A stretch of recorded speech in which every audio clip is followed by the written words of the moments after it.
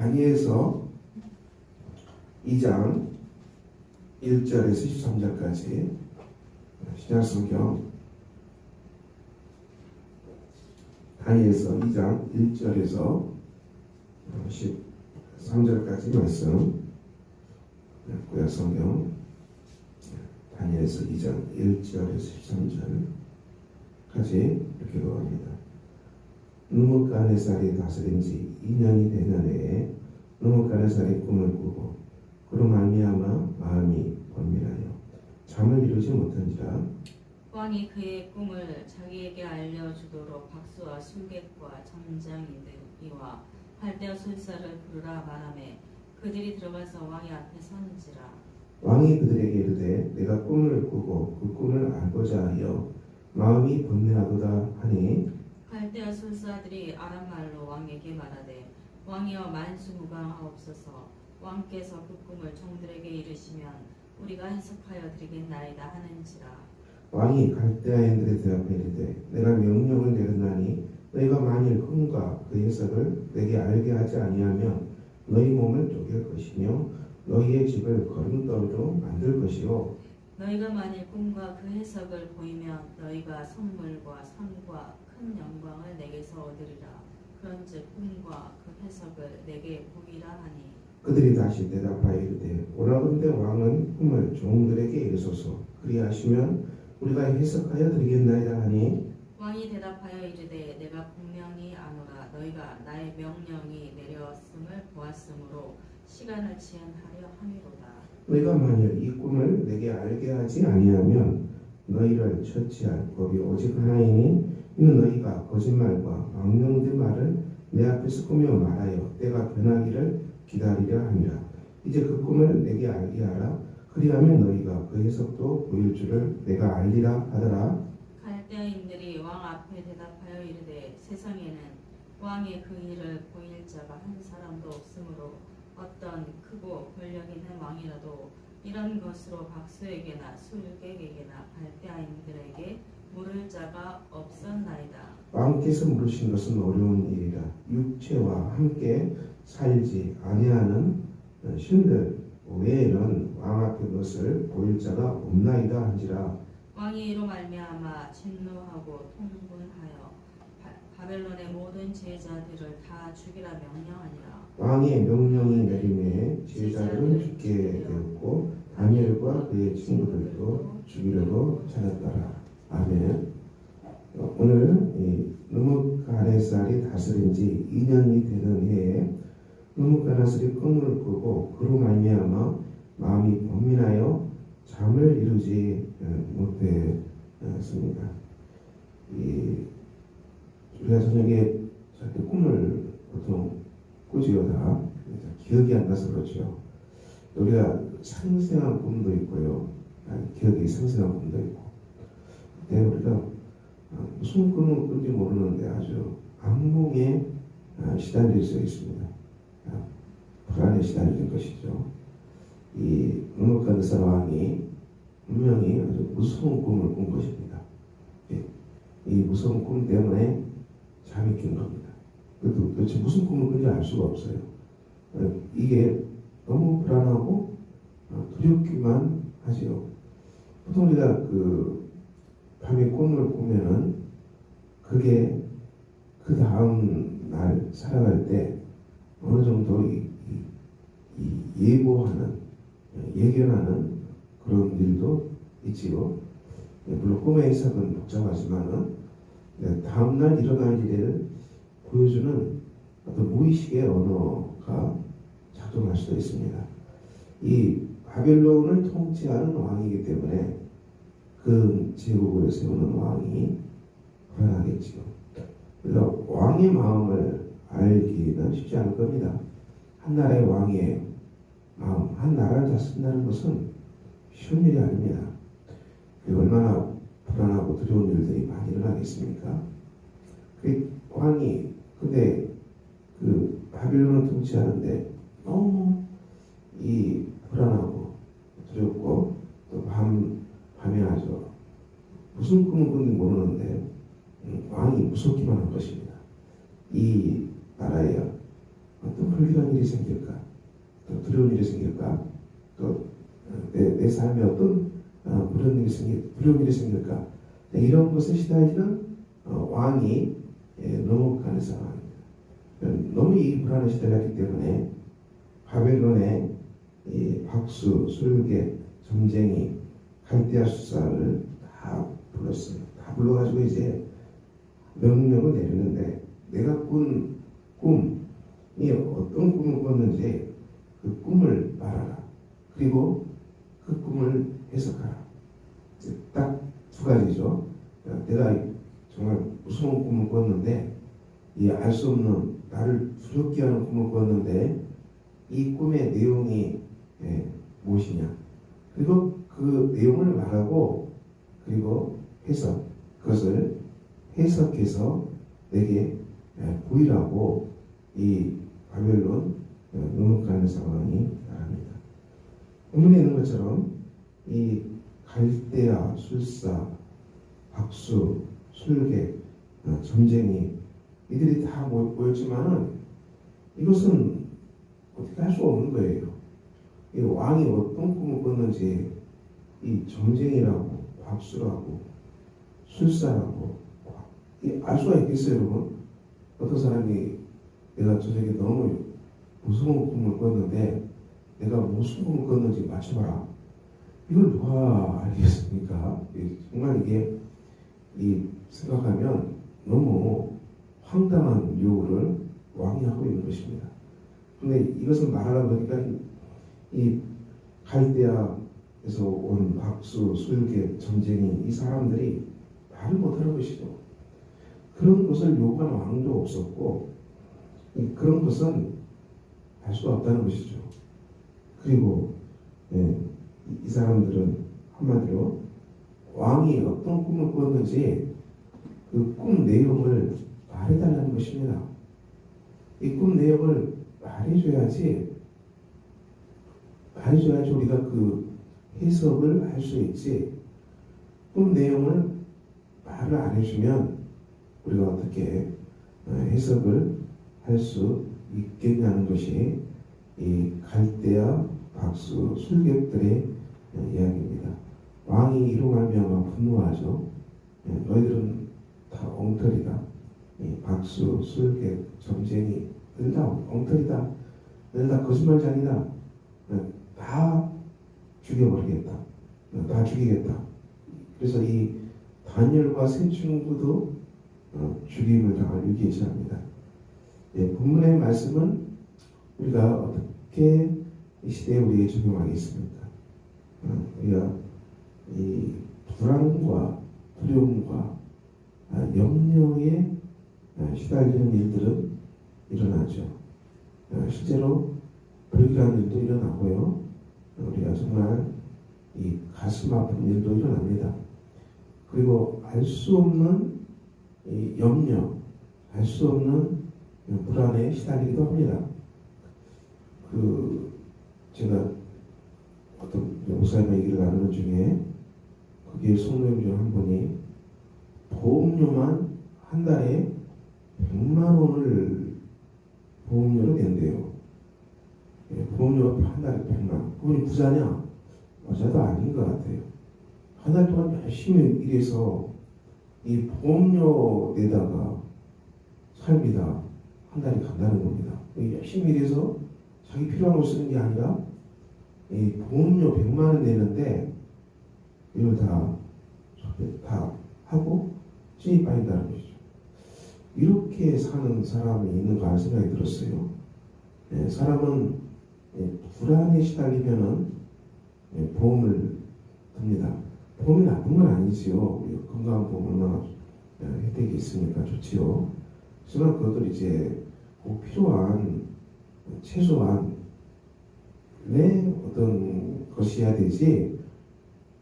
자기 수입도 얼마 안 되는 사람이 보험료 100만 원씩 막 내고 사는 것은 이것은 좀 맞지 않는 거죠. 사람이 불안에 시달리면은 이런 일을 할 수 있죠. 불안과 염려. 이 왕이 불안에 시달리고 이 왕은 불안에 시달려서 자기 밑에 있는 그 바벨론 왕국에 있는 갈대아 술사들을 죽이겠다고 협박하는 거예요.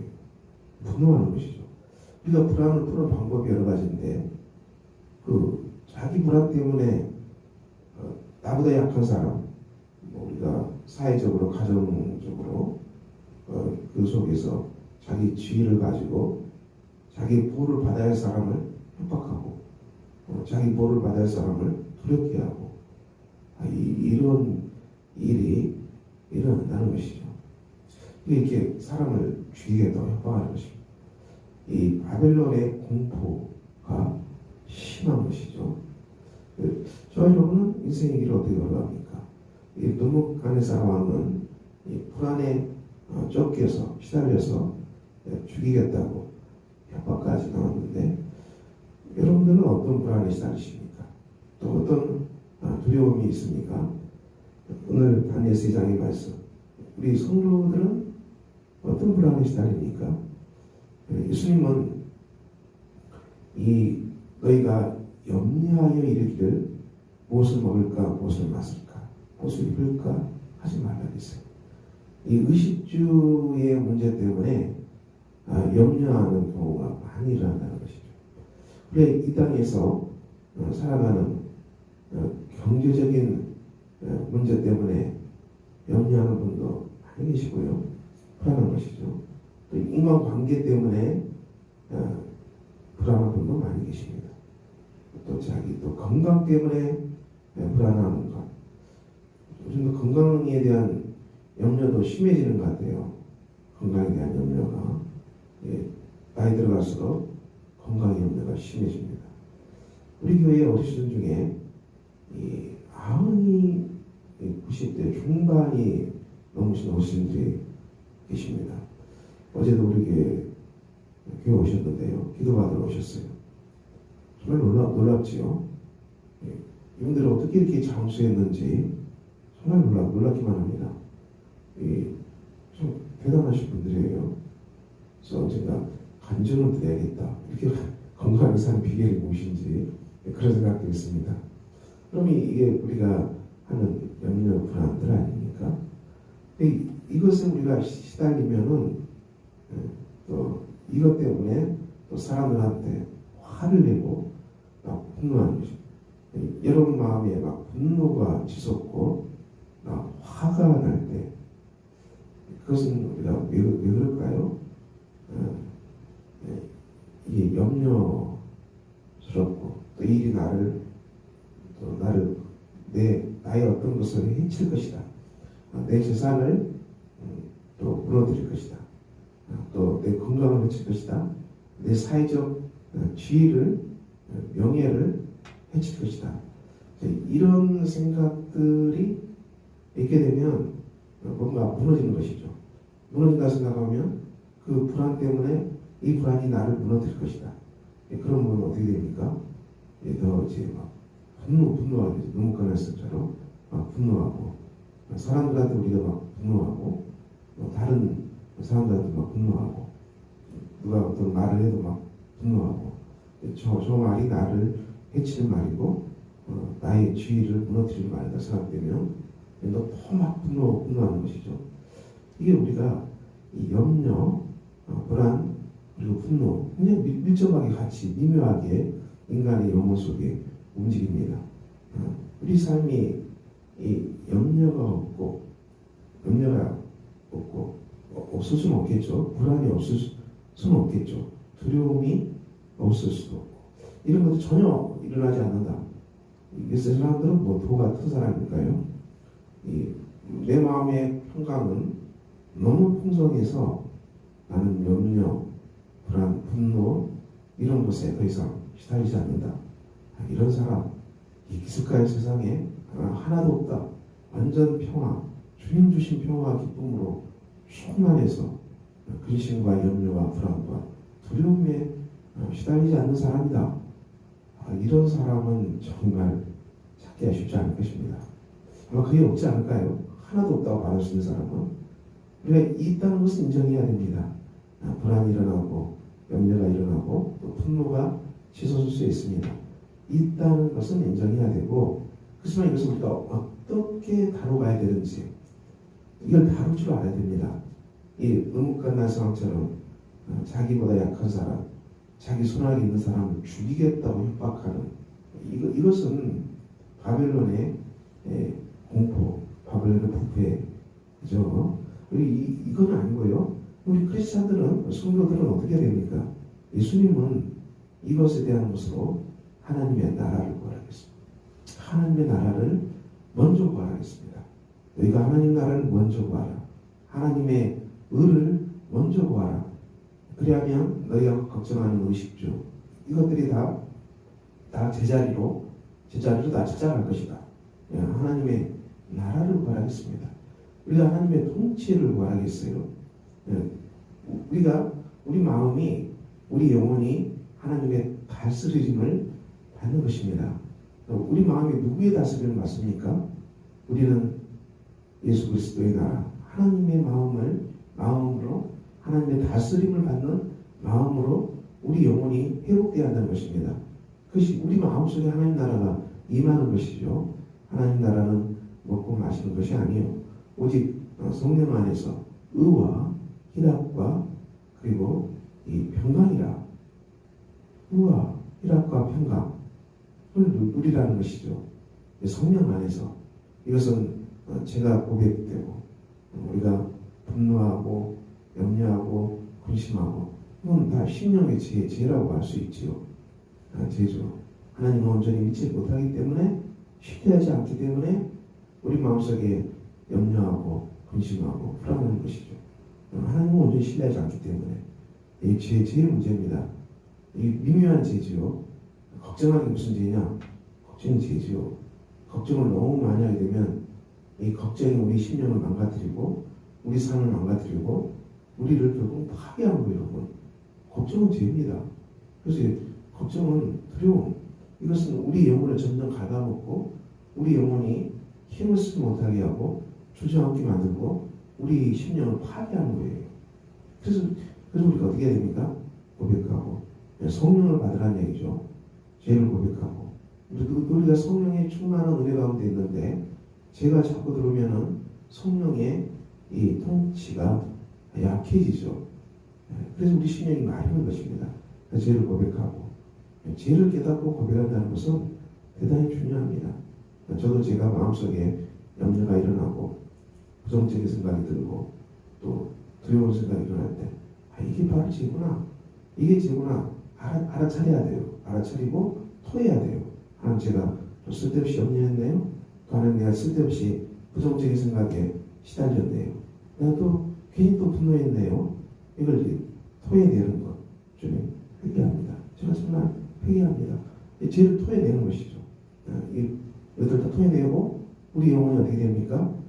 그리스도의 피로 정결함을 입고 용서함을 받고 주님이 내 마음속에 계심으로 우리가 하나님과 온전하게 기도하고 정직하게 고백하고 그리고 그 안에 성령의 세례를 받고 관계가 회복되는 속에서 하나님의 기쁨이 임하고 하나님이 우리에게 주신 평화가 임하고 우리 마음속에 평강이 임하도록 기도하는 것입니다. 하나님 제 마음이 왜 기쁨을 잃어버렸고 제 마음이 왜 평화가 이렇게 없나요?